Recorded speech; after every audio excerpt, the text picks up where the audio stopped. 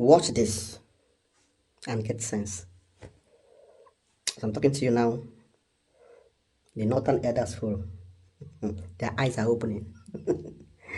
They are gradually moving towards P2B. A lot will unravel as time goes on. Just watch. Just watch and have sense.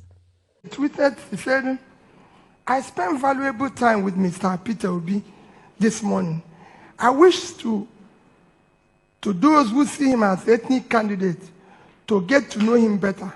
I also wish to those who try to sell him, tone down their ethnic identity. I hope this nation will see and listen to this candidate. Revolution is coming. Because I sat down to him, I said, listen. I told him, I said, you think this is issue of tribe or issue of religion? No. Can you show me the roads where that is paid for Muslims to drive through so I can pass through it? Can you show me where Muslims buy bread cheap? Can you show me those where there's so much no poverty for Muslims so we can go there and live? I said, the president is from Katsina. I visited Katsina. People were living in fear. Even more fearful than my state. So it is not issue of religion. It is not issue of tribe. That is what we politicians use to continue the confusion called Nigeria. We have gangsters all over the place. And when I say, people say, so stop using the word. I say, no. Nigeria is a case of, it's not just political class. It's a case of where lunatics took over the asylum. They're running it in a gangstering way. Everybody's guilty of it. All of us here. Like I said, I keep taking my reference to Father George this morning. Say, Father George, I've been a governor. This is the only country that will celebrate criminality. Everybody, including the church. They're not exempted. This is the only country you vote Peter Obi in. Everybody knew he doesn't have a house in Ikoyi when we voted him in. I was even in Festac when I became governor. So everybody knew where I lived. And suddenly he buys a mighty house in Ikoyi, running into billions. Decorates, furnishes everything, and invites the church for housewarming. The church comes in, they are praying for him, wishing him wherever he got to this thing, they want him to build more. The people, the church people all over the place, waiting to eat and drink, and are praising him. They know where the money came from. It's known to everybody. Because they're saying what the church, the role of the church.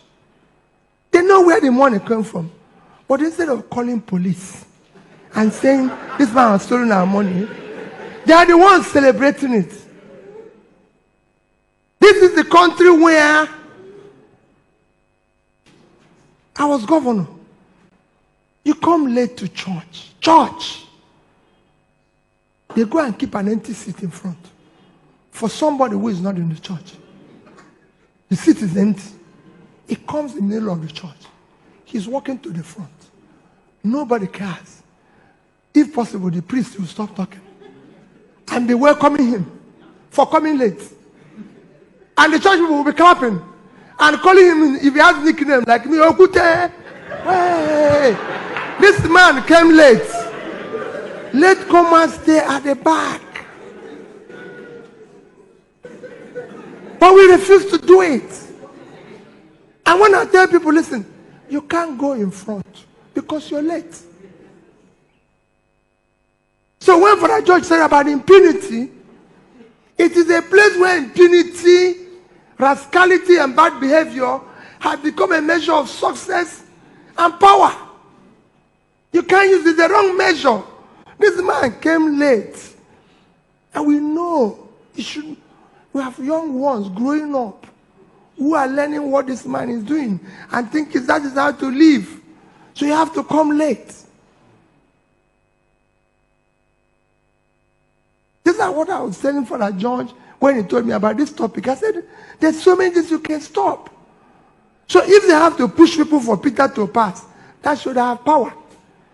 Even if it's old people, push them down. So the rascality is allowed. You are queuing up. People say, come in front. No, you can't queue there. No, you're not part of. No, Governor, we don't want you to stay here. Obito, come in front. Why will you go in front? You are queuing where you're supposed to queue. These are little things that is missing here that makes our country the opposite of what it should be.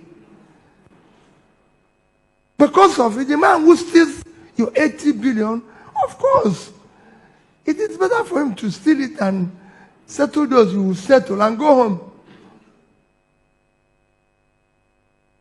You know what it means? 80 billion. 80 billion by official area is $200 million.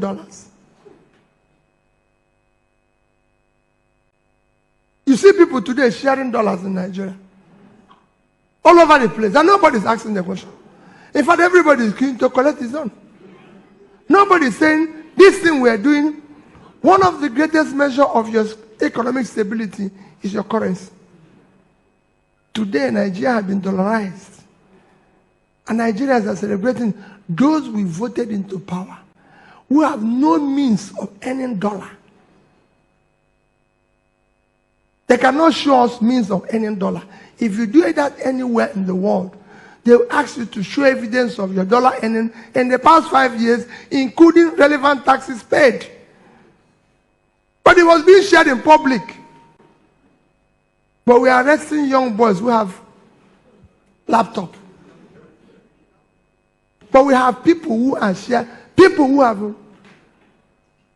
We're asking people to pay 100 million naira, 40 million naira to buy form. In a country, Nigerian per capita is 2,000. American per capita is 75,000. Because Nigerian economy, as you know, is $400 billion GDP versus American GDP of 22 trillion. Yet, you cannot pay $2,000 to buy form to contest the election in America. But they are charging you here in Nigeria $200,000 to buy form, to be governor. That's what Father is saying. You're owing lecturers. You're negotiating with bandits. You see governors going to negotiate with bandits. But they are not negotiating with lecturers. And everybody is keeping quiet. Because it's not important. The global average intake, admission of higher school intakes is 38%. In the Western world, it's at 8%.